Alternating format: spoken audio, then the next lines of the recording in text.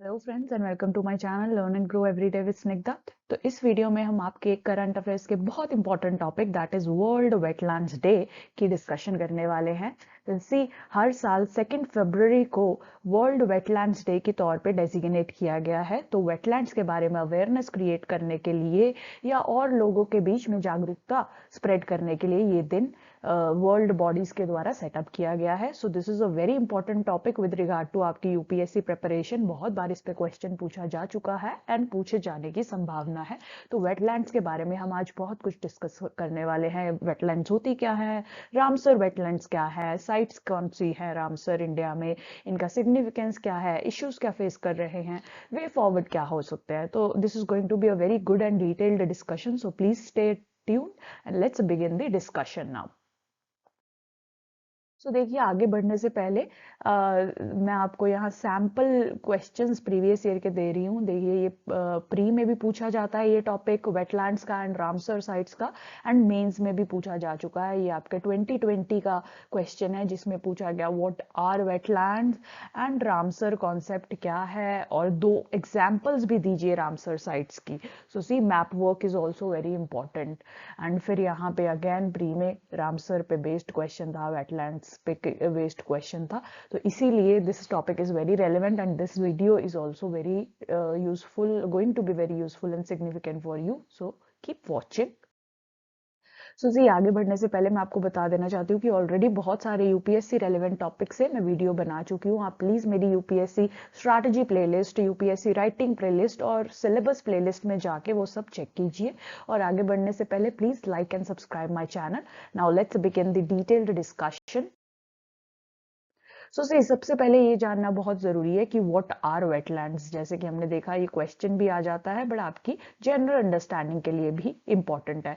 See any water body, fresh water body हो, marine हो या कोस्टल वाटर बॉडी हो, ओके, मैन मेड हो चाहे नेचुरल हो, okay, so anywhere where you see significant amount of water flowing, that can be a marsh, that can be a swamp. See, these are mangroves, corals, okay, deltas or rivers. Everything is known as wetland, as the name suggests. आप नाम से समझिए, wet means गीला, land means जगह। wherever you see water in some form for a longer period of term, that will become your wetland। ठीक है, so this is the basic definition. इस definition को आप याद करके रखिए, you can use it wherever there is a question, right. Now आगे let's first discuss the basic information about your world wetland day, क्योंकि that is the important topic where we begin. ठीक है, हर साल मनाया जाता है, as I told you already 2 फरवरी को मनाया जाता है। इसका पर्पस होता है कि लोगों के अंदर आप वेटलैंड्स के बारे में, वाटर बॉडीज के बारे में अवेयरनेस जनरेट करें और उन्हें प्रोटेक्ट कैसे करना है उसमें आप सिटीजन पार्टनरशिप जो है इन्वॉल्व इंक्लूड कर सकें। दैट इज द बेसिक इसका पर्पस। और देखिए दिस डे ऑल्सो मार्क्स 2 फरवरी ही क्यों रखा गया है, क्योंकि इस दिन रामसर कन्वेंशन, एक बहुत इंपॉर्टेंट कन्वेंशन आपकी वेटलैंड्स के लिए, वो इस दिन अडॉप्ट की गई थी। तो उस डे की इंपॉर्टेंस को मार्क करने के लिए 2 फरवरी को वर्ल्ड वेटलैंड डे मनाया जाता है। इस साल के वर्ल्ड वेटलैंड का थीम क्या है? Wetlands action for people and nature. बहुत इंपॉर्टेंट है, यूपीएससी ये पूछता रहता है कि वर्ल्ड वेटलैंड डे का थीम क्या था, वर्ल्ड बायोडाइवर्सिटी डे का थीम क्या था। तो इसीलिए थीम्स याद करना बहुत इंपॉर्टेंट है। तो 2022 की याद करके रखिए, they can also confuse you with 2021, but आप ये याद रखिए, world land action for people and nature, right. So now Ramsar convention क्या है? बहुत ही इंपॉर्टेंट एक कन्वेंशन और इंटरनेशनल ट्रीटी है आपकी वेटलैंड से रिगार्डिंग। सो इसे हमें जरूर कवर करना है। तो इसके बेसिक्स यहाँ हम डिस्कस कर लेते हैं। देखिए 1971 में this convention was signed, international level पे साइन हुई थी in the Iranian city of Ramsar. इसीलिए इसका नाम रामसर पड़ा, क्योंकि ईरान की सिटी रामसर में ये साइन की गई थी। ठीक है, तो बेसिक पर्पस क्या है इसका कि वेटलैंड्स का वाइज यूज प्रमोट करना है, वेटलैंड्स की कंजर्वेशन के लिए अवेयरनेस जनरेट करनी है। हर कंट्री में देखिए कुछ ना कुछ रामसर वेटलैंड साइट्स जो है रिकॉग्नाइज कर दी जाती है इस ट्रीटी के अंडर, और उनको प्रोटेक्ट करने के लिए फाइनेंशियल या टेक्नोलॉजिकल या you know intellectual resource provide किया जाता है ताकि ऐसी वेटलैंड्स की बेटर प्रोटेक्शन की जा सके। तो इंडिया में देखिए ऐसी 49 रामसर वेटलैंड साइट्स जो है आज तक रिकॉग्नाइज कर दी गई हैं ताकि इनकी बेटर प्रोटेक्शन हो सके। तो इंडिया में देखिए ऑलमोस्ट 4.6% एरिया जो है हमारा वेटलैंड्स के अंडर है। तो हमारा एम ये है कि हम इस सारे एरिया को प्रोटेक्ट कर सके, क्योंकि वेटलैंड्स का बहुत वाइड सिग्निफिकेंस होता है ह्यूमन लाइफ में, जो कि हम आगे चल के डिस्कस भी करेंगे। So see, these are the 49 Ramsar wetland sites जो इंडिया में एग्जिस्ट करती हैं। सो आपको ऑलमोस्ट सारी ही याद करनी पड़ेंगी। देखिए यहाँ देख के this might seem overwhelming, difficult लगेगा इनिशियल में, बट आप जैसे जैसे रिपीटेडली रिवाइज करते रहते हैं देन इट बिकम्स इजी। इसी तरह मैप के फॉर्म में आप याद रखिए, मैंने भी ऐसे मैप पे ही प्लॉट करके इसको याद रखा था। Even if you don't remember the exact state, तो एलिमिनेशन में प्री में आपके काम आता है कि मैंने लॉक तक नॉर्थ ईस्ट साइड पढ़ा था, अगर मतलब तो आप उस तरीके से प्री में एलिमिनेट कर सकते हैं कि अगर पूछा जाए केरला में वेटलैंड कौन सी है, सो इजीली आप लॉक तक जो है एलिमिनेट कर देंगे। तो उस प्रकार से ये बहुत हेल्प करती है। तो आप पॉज करके ये सारी वेटलैंड्स लिख लीजिए। इनके बारे में बेसिक इन्फॉर्मेशन भी देखिए आपको कवर करनी ही पड़ेगी। कुछ वेटलैंड्स बहुत इंपॉर्टेंट है, जैसे कि आपकी लोतक हो गई, सुंदरबंस हो गया, चिल्का लेक हो गई, कुल्लेरू लेक हो गई।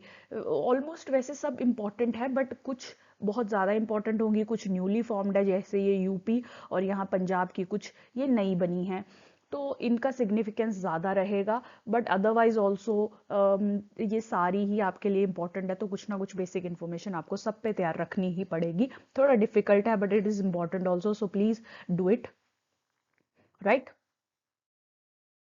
सो now there can be various types of wetlands, ठीक है। हमारी कोस्टल वेटलैंड्स हो सकती हैं, इनलैंड वेटलैंड्स हो सकती है, ह्यूमन मेड वेटलैंड्स है।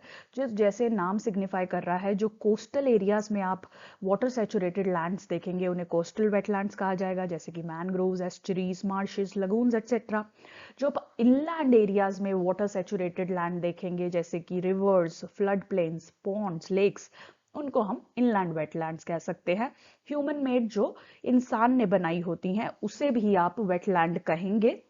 ओके जैसे राइस पैडीज देखिए, जब भी आप राइस की प्लांटेशन देखिए, बहुत राइस जो है वाटर कंज्यूम करती है, तो उस टाइम पे भी लैंड जो है वाटर से सेचुरेटेड होती है, तो उसे भी आप वेटलैंड की तरह कंसिडर करेंगे as an human made wetland, right. So ये 3 प्रकार की वेटलैंड्स होती हैं आपकी। उसके बाद बहुत ही ह्यूज सिग्निफिकेंस है यहाँ, हम मल्टीपल पॉइंट्स डिस्कस करेंगे, आपको सब याद रखने हैं और इन्हें अच्छे से अपने आंसर्स में यूज भी करना है, इन्वायरमेंट के, ज्योग्राफी के, वेटलैंड्स के, in any way you can use. तो सबसे पहले इनका यूज होता है वाटर साइकिल को मेंटेन करना। तो देखिए वेटलैंड से इवेपोरेशन होगी, ठीक है, क्लाउड्स बनेंगे and then they will contribute into precipitation. तो इस तरीके से हमारा पूरा वाटर साइकिल जो है मेंटेन करने में बहुत हेल्प करते हैं, राइट। प्यूरिफिकेशन ऑफ वाटर में हेल्प करते हैं रूट्स वगैरह जो इनकी प्लांट्स की, जैसे आप मैनग्रोव्स की एग्जांपल ले लीजिए। सो ये जब रूट्स वाटर में जाती हैं तो उसको प्यूरिफाई करने में हेल्प करती हैं, रूट्स से वाटर ऊपर जाता है and then clear water atmosphere में रिलीज होता है। उस तरीके से वाटर प्यूरिफिकेशन का एक बहुत इंपॉर्टेंट इनका फंक्शन है, राइट। थर्ड फंक्शन है डिजास्टर रिस्क रिडक्शन। अब देखिए कोस्ट पे इतनी बड़ी अगर ट्रीज की लाइन लगी हुई है आपकी, मैनग्रोव्स ले लीजिए, स्पैम्स ले लीजिए, मार्शेस ले लीजिए, so they help protect, they act as a shield की तरह खड़े हो जाते हैं आपके फ्लड्स के अगेंस्ट, सुनामीज के अगेंस्ट। तो ये भी कहा जाता है कि 2004 में जो सुनामी आया था उसका इम्पैक्ट बहुत हद तक कम हो गया था because of the presence of these wetlands और मैनग्रोव्स और trees in these wet areas. तो इसीलिए इनका डिजास्टर को कंट्रोल करने में भी बहुत इंपॉर्टेंट फंक्शन होता है। उसके बाद टूरिज्म, ऑब्वियसली आप देखिए डल लेक कश्मीर में कितना टूरिज्म है, नैनीताल लेक की वजह से उत्तराखंड में टूरिज्म है, कोडेकनाल तमिलनाडु। तो ये सारी वेटलैंड्स ही हैं जो इतने टूरिस्ट को अपनी तरफ अट्रैक्ट करती हैं। तो इकोनॉमिक वेल्थ भी वेटलैंड्स की बहुत ह्यूज है, राइट। उसके बाद स्पीसीज रिचनेस भी बहुत होती है। देखिए ये क्या कहा जा रहा है कि 6% of the earth's land is just wetland. सिर्फ 6% एरिया में वेटलैंड्स आपको दिखेंगी, but still 40% of all plant and animal species live in these areas. Right, तो वो सिग्निफिकेंस है कि अगर आपको 40% अपने स्पीशीज को प्रोटेक्ट करना है तो आपको वेटलैंड्स को भी प्रोटेक्ट करना पड़ेगा। राइट। सिक्स्थ सिग्निफिकेंस है देखिए कार्बन सिक्वेस्ट्रेशन का। ठीक है, इन्वायरमेंट में से एक्स्ट्रा कार्बन जो है आपकी कंज्यूम करते हैं एंड उसे अपने एरियाज में सॉइल वाटर की फॉर्म में फिक्स करके रखते हैं। जैसे एग्जांपल दी गई है कि पीटलैंड्स जो हैं twice as much carbon as forest. So देखिए अगर आप फॉरेस्ट को सिग्निफिकेंस दे रहे हैं तो वेटलैंड्स तो उससे भी ज्यादा सिग्निफिकेंट होगी, क्योंकि ये उससे भी ज्यादा कार्बन को कंज्यूम करके रखती हैं। तो that is again a very very important function, must remember it. ठीक है, फिर उसके बाद माइग्रेशन का भी हमने फिनोमिना देखा है। बहुत सारे बर्ड्स साइबेरिया वगैरह से, नॉर्दर्न एरिया से आके इंडिया में रिजाइड करते हैं। सिर्फ इंडिया में नहीं, पूरे वर्ल्ड की वेटलैंड एरियाज में they depend for their annual migratory form for phenomena, उनके रिप्रोडक्शन के लिए, उनके फूड के लिए, तो उनकी प्रोटेक्शन के लिए भी these are very significant. Right. उसके बाद बहुत सारे रिसोर्सेज जैसे कि फूड, वाटर, फाइबर ऑब्वियसली हमें वेटलैंड से प्रोवाइड होता है, तो इन सब रिसोर्सेज के लिए भी बहुत सिग्निफिकेंट है। उसके बाद सोशियो कल्चरल सिग्निफिकेंस भी है। देखिए चाणक्य के अर्थशास्त्र में भी इनको सेक्रेड स्पीशीज लैंड्स माना गया है।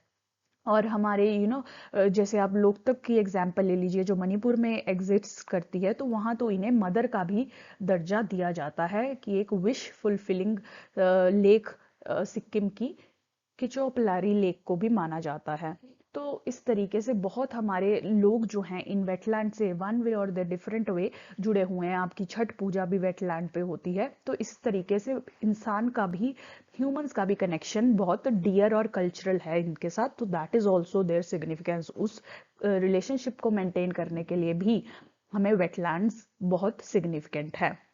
फाइनली इकोलॉजिकल फंक्शंस, जैसे हमने अभी डिजास्टर मैनेजमेंट में डिस्कस किया, वैसे ही ग्राउंड वाटर को रिचार्ज करना। ठीक है, उसके बाद वाटर प्यूरिफाई करना, इरोजन को कंट्रोल करना, ठीक है, कार्बन स्टॉक को मेंटेन करना, ये सारी इकोलॉजिकल फंक्शंस होते हैं। हमने डिवाइडेड पहले डिस्कस कर लिए हैं। तो ये सारी लिस्ट आप अपने पास रखिए सिग्निफिकेंस की लिख के। These will be very helpful जब भी आपको वेटलैंड्स पे डिटेल्ड डिस्कशन लिखने के लिए आए। राइट। सो नाउ वेटलैंड जो है वो स्पीड में लॉस भी हो रही हैं। देखिए यूएन के डाटा के अनुसार 35% of world's wetlands have been lost in 50 years. सिर्फ 50 साल में 35% आपकी वेटलैंड जो हैं खत्म हो चुकी हैं। बहुत ही कंसर्निंग डाटा है और इसके मल्टीपल रीजंस हैं। Right, some of the reasons I have presented here, you can even add to these reasons.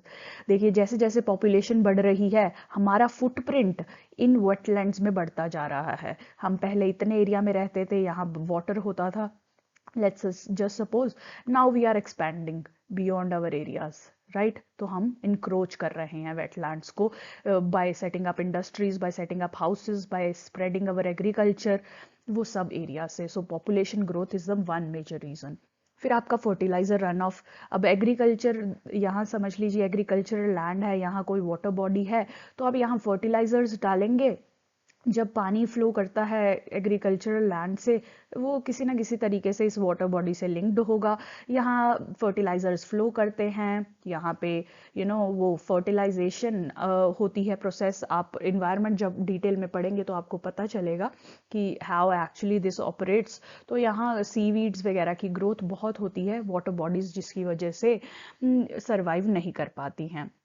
उसके बाद various kinds of pollutions, solid waste dumping जैसे आप करते रहते हैं। हमारी म्यूनिसपैलिटीज बहुत अच्छे से सॉलिड वेस्ट जो है मैनेज नहीं कर पाती, तो आइदर लैंडफिल्स में जाता है या वाटर बॉडीज में वो सारा कूड़ा करकट जाता है। आप इवन जब आप हरिद्वार जाते हैं तो आप देखिए कितने रिलीजियस सेक्रेड आप रिचुअल्स परफॉर्म करते हैं, तो उसकी वजह से भी वेटलैंड्स को डैमेज होता है। तो ये रिचुअल्स इंपॉर्टेंट है, बट हम बेटर वे में मैनेज कर सकते हैं ताकि वेटलैंड्स को उतना इम्पैक्ट, इन्वायरमेंटल इम्पैक्ट ना हो और हमारे रिचुअल्स भी प्रोटेक्टेड रहें। जैसे कि हम साइड में एक बिन टाइप्स लगा सकते हैं जिसमें गैंजीज का वाटर हो सकता है। राइट, आप उसमें फ्लावर्स वगैरह फ्लोट कर दो अपने, ज़रूरी नहीं है कि ओरिजिनल गंगा रिवर में ही आपको फ्लोट करना है। सो ये एक वे आउट हो सकता है। तो ऐसे इनोवेटिव वेज आप सोच सकते हैं और भी as a solution. Right, over fishing भी एक इम्पॉर्टेंट इशू है। ऑयल स्पिल्स, रिसेंटली भी हमने पेरू कोस्ट पे ऑयल स्पिल देखा था। जहाँ जहाँ ऑयल स्पिल होगा दैट मीन्स यहाँ ऑक्सीजन की सप्लाई कट ऑफ हो जाएगी और बहुत सारी बायोडाइवर्सिटी जो है वो डैमेज होगी, जिसकी वजह से इम्पैक्ट वाटर बॉडी पे भी पड़ेगा। राइट, टूरिज्म का जैसे जैसे प्रेशर बढ़ता जा रहा है वैसे ही पॉल्यूशन होगा वाटर बॉडीज में। ऐसे बहुत सारे इम्पैक्ट्स टूरिज्म जो है क्रिएट करते हैं। जैसे फॉर एग्जांपल, टूरिस्ट अगर बीच पे जाते हैं, they are also wearing sunscreen. Right, तो ये सनस्क्रीन जब वाटर के कांटेक्ट में आती है तो वाटर में केमिकल्स ऐड होते हैं, तो उस तरीके से भी वेटलैंड्स जो है हमारी इम्पैक्ट होती हैं। तो this is just an example. Okay, invasive species and climate change, all these are contributing to your wetland loss, right? So अब way forward क्या है? So these are some of the way forwards that I have provided. You can always add more points to all the discussion that I have discussed here. सारे जगह आप और points अपनी समझ के according, अपनी readings के according add कर सकते हैं। तो फर्स्ट रिकमेंडेशन ये हो सकती है कि वेटलैंड्स को अच्छे से मैनेज किया जाए। डिस्ट्रिक्ट एनवायरनमेंट प्लान जो है उसमें वेटलैंड्स को एक इम्पॉर्टेंट प्लेस दी जानी चाहिए। और उसके अकॉर्डिंग आप क्या करेंगे, सबसे पहले तो पूरे डिस्ट्रिक्ट में जितनी भी वेटलैंड्स हैं उनको रिकॉग्नाइज करेंगे या मैप पे प्लॉट करेंगे कि ये हमारे पास 4-5 वेटलैंड्स हैं, तो उनको डिक्लेयर कीजिए एज वेटलैंड कि ये वेटलैंड है। तो वेटलैंड से रिलेटेड सारे रूल्स वहां अप्लाई करेंगे, रूल्स रेगुलेशंस प्रोटेक्शन मेजर्स सारे वहां अप्लाई करेंगे। उनको अच्छे से नोटिफाई कीजिए ताकि लोगों को भी समझ आए कि ये सब वेटलैंड्स हैं, इनके रिलेटेड ये रूल्स हैं और हम इनको डैमेज नहीं कर सकते हैं, जिसके लिए फाइनिंग वगैरह हो सकती है, कॉन्सिक्वेंसेज हो सकते हैं। देन मैनेज लाइक वेटलैंड, तो उन्हें वेटलैंड का स्टेटस दे के उनको अच्छे से मैनेज किया जाए, उनकी प्रोटेक्शन की जाए, क्लेanलीनेस पे फोकस किया जाए, इन्वायरमेंटल डैमेज पे फोकस किया जाए, लोगों में अवेयरनेस प्रोवाइड क्रिएट की जाए उन वेटलैंड से रिलेटेड।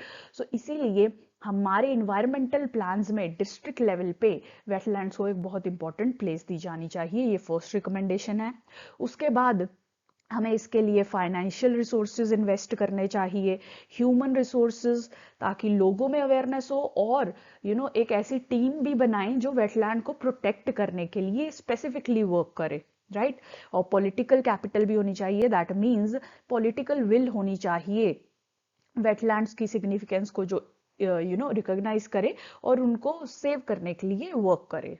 राइट, और उसके बाद जो भी रूल्स एंड रेगुलेशन है वेटलैंड कंजर्वेशन के लिए, लॉज भी हमारे पास है, रूल्स भी हमारे पास हैं, उन सबको अच्छे से इंप्लीमेंट भी कीजिए। लॉज बनाने का क्या use if you are not implementing them well. ठीक है, इम्प्लीमेंटेशन इज द की। तो ये कुछ वे फॉरवर्ड्स है। तो सो that is how this topic is very very important for you. Please write all the points जो यहाँ इस वीडियो में डिस्कस किए गए हैं, and please like and subscribe my channel for more such informative videos. Thank you so much for watching.